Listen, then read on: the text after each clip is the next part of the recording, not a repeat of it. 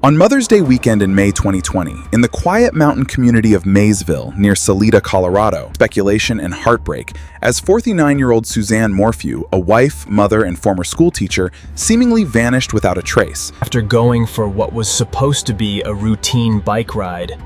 and what initially looked like a simple missing persons Report quickly transformed into one of Colorado's most intense and controversial investigations in recent memory. Because from the very first moments when her husband, once the missing person investigation began, authorities worked to reconstruct the timeline, carefully evaluating the available evidence and following every credible lead. and a timeline that didn't quite align with the peaceful rural setting surrounding the Morphew residence. And as search and rescue teams fanned And remote ravines, deploying helicopters, K-9 units, drones, and hundreds of volunteers, there was no sign of Suzanne. And as hours turned into days, the story began to shift from a missing persons case into a suspected criminal investigation, especially as investigators learned more about Suzanne's life behind the scenes, which painted a far more complicated picture than the quiet suburban image initially presented. because Suzanne had reportedly been preparing to leave her marriage, confiding in friends about emotional distance, personal struggles, and a desire for independence. Even as she was described by those who knew her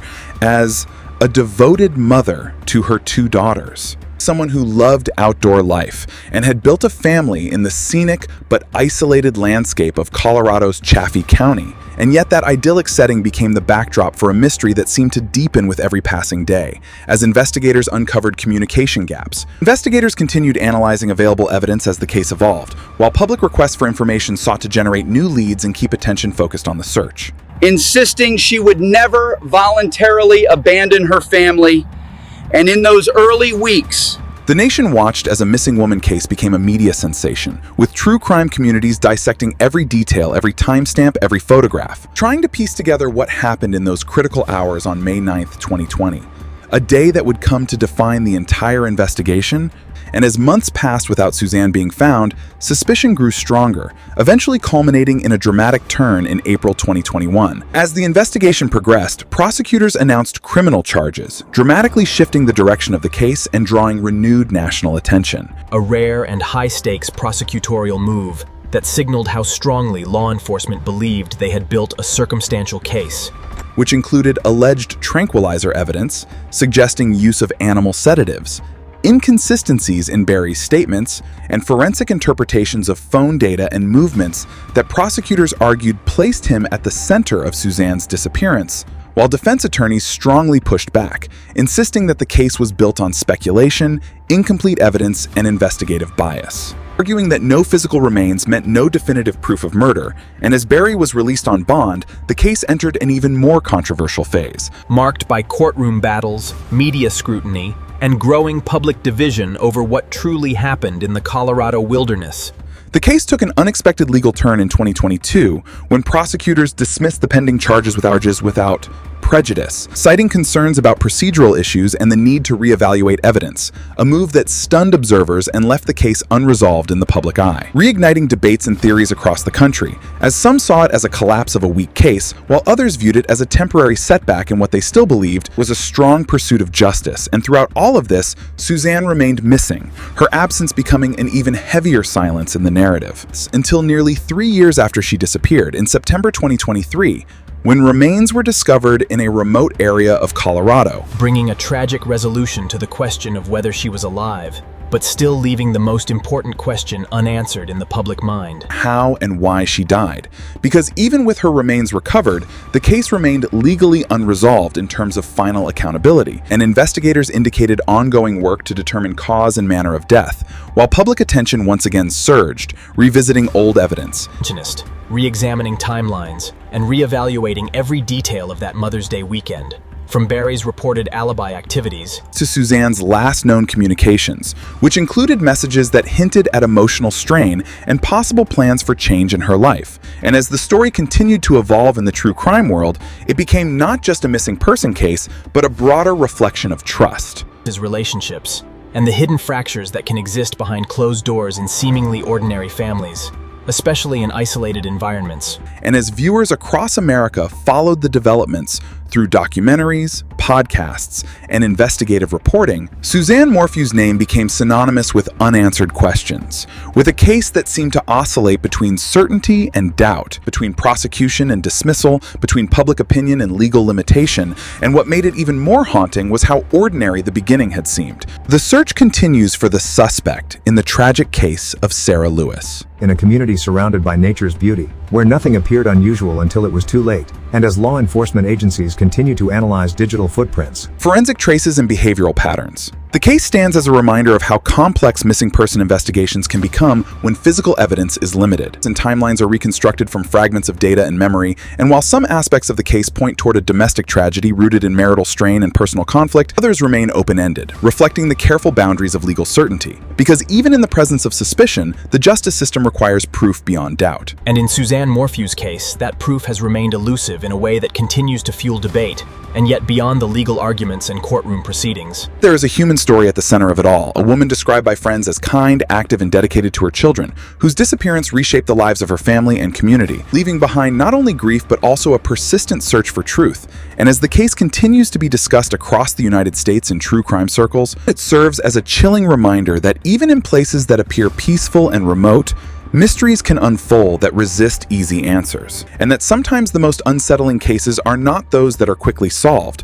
but those that linger across years, through changing narratives, shifting evidence, and evolving public perception, until the story becomes not just about what happened in one moment, but about everything that followed it, including investigation decisions, legal strategies, media framing, and the enduring emotional impact on those left behind. And in the end, the Suzanne Morphew case remains one of the most discussed modern American disappearances, not because it offers closure, but because it doesn't. Because it forces anyone who follows it to sit with uncertainty and to recognize how fragile the boundary can be between ordinary life and an unexplained tragedy that captures national attention and refuses to fade into history. Continuing from the unresolved and emotionally charged aftermath of Suzanne Morphew's disappearance and the years of legal and public turmoil that followed, the case took on an even deeper and more haunting dimension once her remains were eventually recovered in September 2023 in a remote area of Saguache County, Colorado, roughly 50 miles from where she was last seen. A discovery that immediately transformed the case from an open-ended missing persons investigation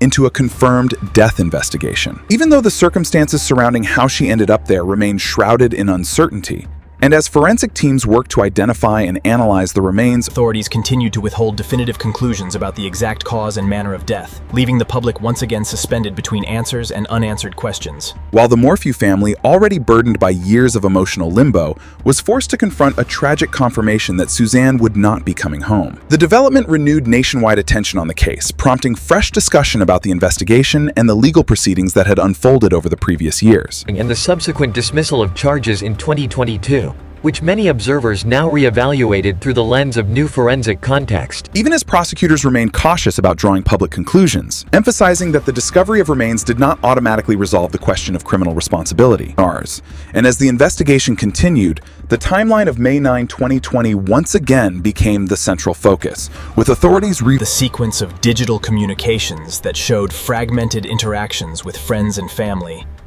and the early morning hours when she was believed to have been preparing for a bike ride in the rural terrain near Maysville, a routine activity that tragically became the last confirmed point of her public existence. And investigators also continued to analyze physical evidence recovered during the early search efforts, including her bicycle, which had been found abandoned in rugged terrain, partially disturbed and positioned in a way that initially suggested a possible accident scenario, though later investigative interpretations raised doubts about whether the scene had been staged or disrupted, and alongside that, the helmet and other personal items recovered nearby became critical pieces in reconstructing what may have happened in those critical hours, while digital forensic evidence such as cell phone location data, vehicle tracking, and communication logs were repeatedly examined by both prosecution and defense experts, each side interpreting the same fragments of data in dramatically different ways. With prosecutors in the original case arguing that inconsistencies in movement patterns and timing suggested human intervention rather than a simple accident, while the defense maintained that the data was incomplete, open to interpretation, and insufficient to support the weight of criminal charges, especially in the absence of a body at the time of trial proceedings. And as the legal battle unfolded in the public sphere, Media coverage intensified, with national outlets, podcasts, and independent investigators dissecting every available detail, often amplifying speculation about the nature of Suzanne's marriage. which had reportedly experienced strain in the years leading up to her disappearance, including discussions of separation, financial arrangements, and emotional distance, though these private aspects of her life remained deeply sensitive and often filtered through secondhand accounts. Creating a narrative tension between what was known, what was alleged, and what could never be fully verified.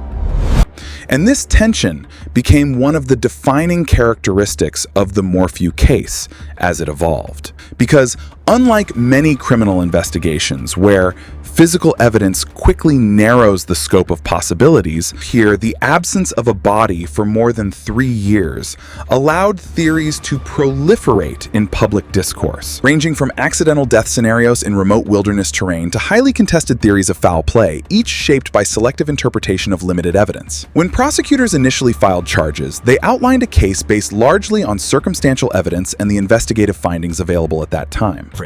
Suggesting that animal sedatives may have been involved, based on trace chemical analysis and contextual inference, though this point, with defense experts challenging the reliability and interpretation of those findings, arguing contamination possibilities and methodological uncertainty. And as court proceedings advanced, pre-trial motions and evidentiary disputes revealed just how complex and fragile circumstantial homicide cases can become when they are built without a recovered body, ultimately leading to the dramatic dismissal of charges in 2022, a decision that prosecutors framed as procedural rather than exonerative, but which was widely interpreted by the public as a major turning point. and yet even after that legal setback, the investigation never truly closed, and instead entered a quieter but persistent, which then culminated in the recovery of Suzanne's remains in 2023, shifting the entire case structure once again, and prompting renewed forensic analysis aimed at determining whether injuries, environmental factors, or chemical evidence could finally establish how she died. while the broader public narrative also shifted from speculation about disappearance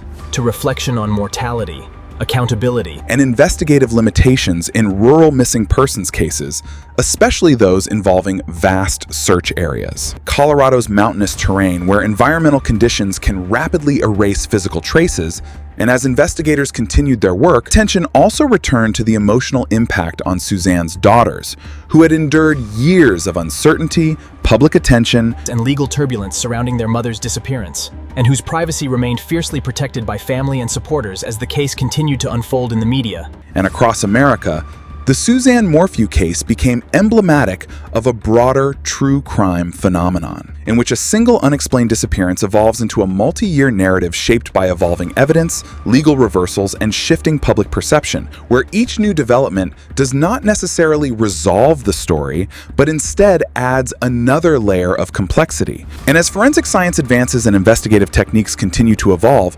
authorities have emphasized that cold cases like this remain active, Especially when remains are eventually recovered and new analytical possibilities emerge. Yet even with that scientific progress, core emotional weight of the case remains unchanged, anchored in the image of a mother leaving for a bike ride and never returning. And as discussions continue across documentaries, podcasts, and investigative forums, the Morphew case endures not because it is solved, but because it resists finality, sitting at the intersection of legal ambiguity and human tragedy, where every explanation feels incomplete, and every conclusion feels provisional. And in that unresolved space, Suzanne Morphew's story continues to be told as both a caution and a reminder of how quickly ordinary moments can become the center of national attention, leaving behind a legacy defined not by answers, but by the persistent search for them. as law enforcement, forensic experts, and the public alike continue to revisit the timeline, re-examine the evidence, and hope that someday the full truth of what happened in the Colorado wilderness